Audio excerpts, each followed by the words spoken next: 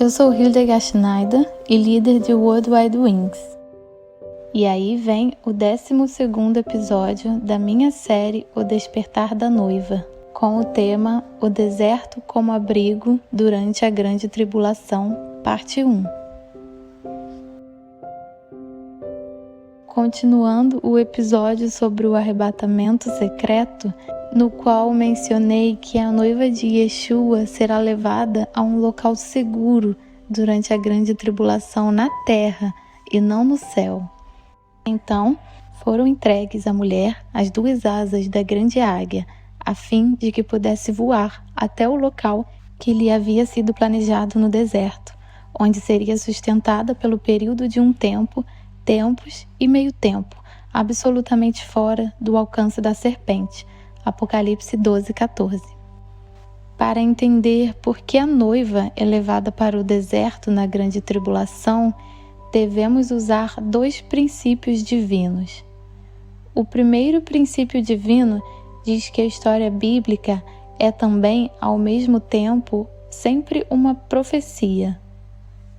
Desde o princípio, anunciei o futuro, desde a antiguidade, aquilo que ainda não aconteceu. Isaías 46:10. O livro de Eclesiastes diz desta maneira: o que foi, voltará a ser. O que aconteceu, ocorrerá de novo. O que foi feito, se fará outra vez. Não existe nada de novo debaixo do sol. Eclesiastes 1:9. Paulo nos exorta a mantermos vivos os eventos descritos na Torá, pois foram escritos como um lembrete para aqueles sobre os quais veio o fim dos tempos. Assim, o primeiro êxodo de sua história é ao mesmo tempo uma profecia para o segundo grande êxodo no final dos dias em que a noiva será levada ao deserto. Contudo, estão chegando os dias, afirma Yahvé, quando já não mais se dirá: juro pelo nome de Yahvé, que libertou os israelitas do Egito. Antes dirão: juro pelo nome de Yahvé, que trouxe os israelitas do norte e de todos os países para onde ele os havia expulsado. Eu os conduzirei de volta para a sua terra, terra que dei aos seus antepassados. Jeremias 16:14-16. Ou em Jeremias 23:3-4. Eu, pessoalmente, reunirei os restantes do meu rebanho de todas as terras para onde os expulsei e os conduzirei de volta à sua pastagem, a fim de que cresçam e se multipliquem. Os filhos de Israel não são só os judeus, como falamos normalmente, e sim as 12 tribos e os estrangeiros. Os judeus que já retornaram em parte e, claro, nós, que somos enxertados. Isso significa que, se no final do dia Yahvé não conduzisse seu próprio povo de volta, primeiro ao deserto, depois a Israel, esse princípio divino de que a história bíblica do primeiro êxodo não cumpriria a profecia do segundo grande êxodo. O outro princípio divino é que Yahvé age em períodos que têm um começo e um fim. O que Yahvé começa, ele completa através de um processo de tornar-se e amadurecer e terminar no final. Existem muitos exemplos disso nas Escrituras. No início da história da criação, havia luz antes de Elohim criar o sol, a lua e as estrelas no 4º dia. E no final, a cidade de Jerusalém, descrita em Apocalipse, não precisa mais da luz das estrelas.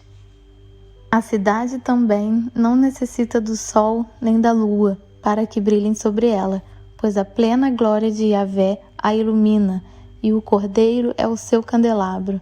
Apocalipse 21:23. Este ciclo fecha novamente. No começo, Elohim construiu a costela que ele havia retirado do homem em uma mulher e a trouxe ao homem. Gênesis 2:22. Esse processo de formação foi sem derramamento de sangue, pois ainda não havia pecado.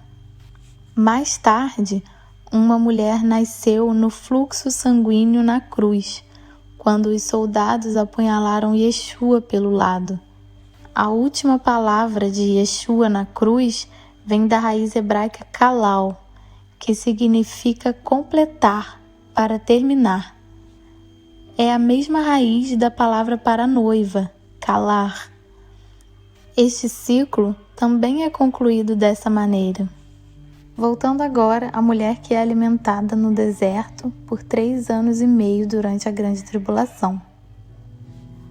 Para entender esse momento decisivo da história de Yahvé conosco, neste trecho, vamos voltar ao início desse desenvolvimento.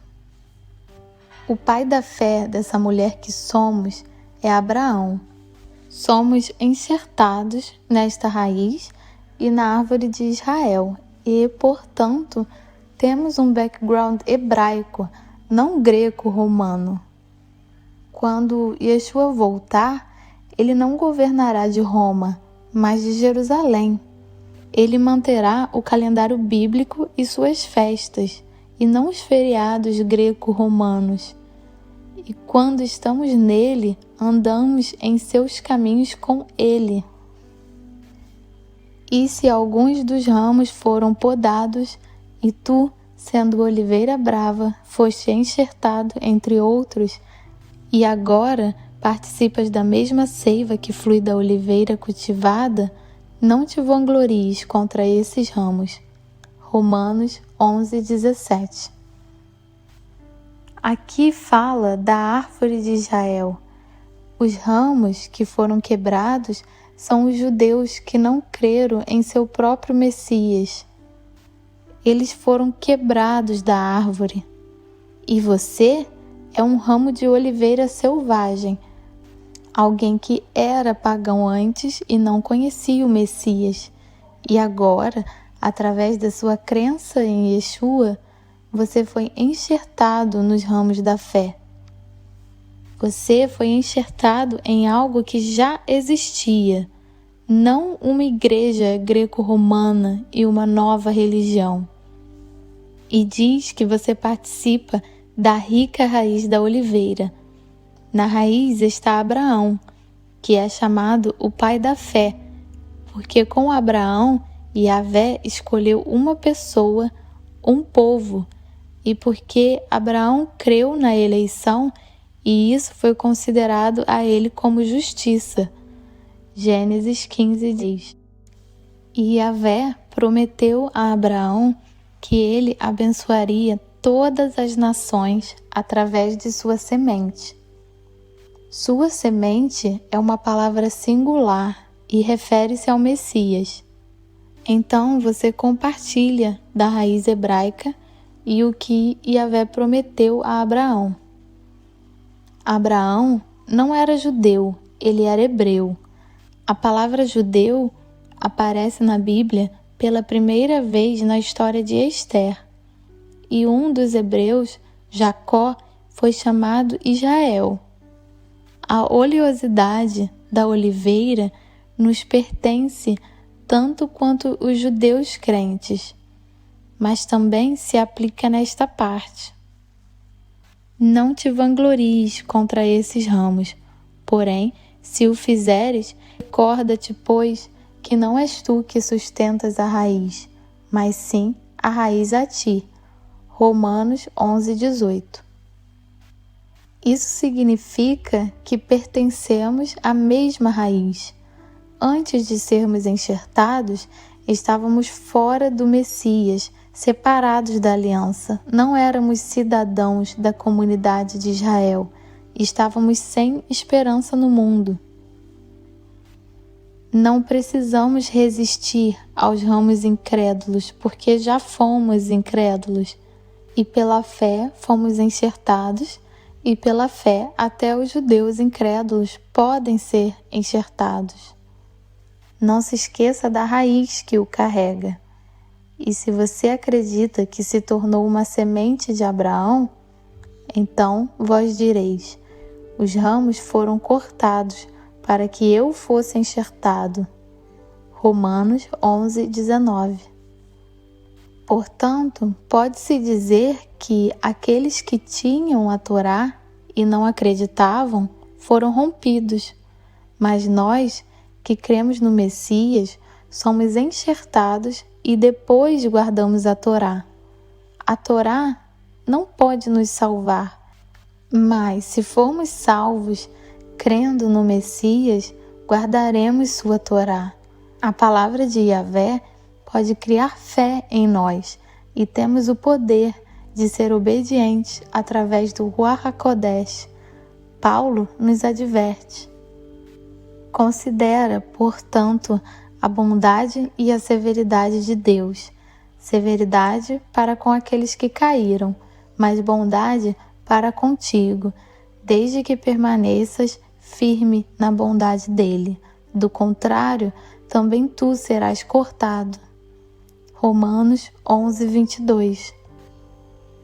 Agora que vimos que temos uma participação na árvore de Israel e que Abraão é nosso pai da fé, também é verdade que estamos incluídos na aliança que Yahvé fez com Abraão. Então Yahvé veio a Abraão e lhe ordenou: saia da tua terra, da tua parentela e da casa de teu pai, e dirige-te à terra que te indicarei. Gênesis 12:1. Abraão, na fé, deixou seu país, seus parentes e a casa de seu pai, que serviu a todos os ídolos. Yahvé fez uma aliança com Abraão, e parte da aliança é a terra prometida. A terra de Israel sempre fez parte da aliança. Eu te dou a terra que dei a Abraão e a Isaque. Darei toda esta região a ti e à tua posteridade depois de ti. Gênesis 35:12. O povo de Israel, que ficou no Egito, também foi devolvido à terra de Israel por causa da promessa da aliança. E os descendentes incluem não apenas o repatriamento do povo israelita, mas também nós, que fomos enxertados. É por isso que seremos levados de volta à terra de Israel, para que o círculo se feche no final. Em termos bíblicos, os israelitas não são apenas os judeus, mas todas as tribos, incluindo as que são enxertadas. A palavra de Yahvé diferencia claramente entre a casa de Judá, os judeus, e a casa de Israel. Vamos dar uma olhada em quem exatamente é a casa de Israel e o que essa casa tem a ver conosco. Hoje nós aprendemos que precisamos ser guiados de volta no final dos dias, para que os princípios divinos da Bíblia sejam cumpridos. Se não retornássemos, Yahvé não completaria um ciclo específico, e o que ele começa, ele também completa. Se a mulher não fosse levada de volta, a história do primeiro êxodo não cumpriria seu caráter profético, que é necessário para o segundo êxodo. Vimos com base em Romanos 11 que somos enxertados no estado de Israel e Abraão é nosso pai da fé. Somos, portanto, parte da aliança que Yahvé celebrou com ele e participamos da promessa do país prometido. E é por isso que retornaremos no final dos dias. Esse episódio cobriu uma explicação parcial, mas veremos mais explicações nos próximos episódios de por que precisamos ser devolvidos para obter uma imagem completa. Sejam abençoados ricamente.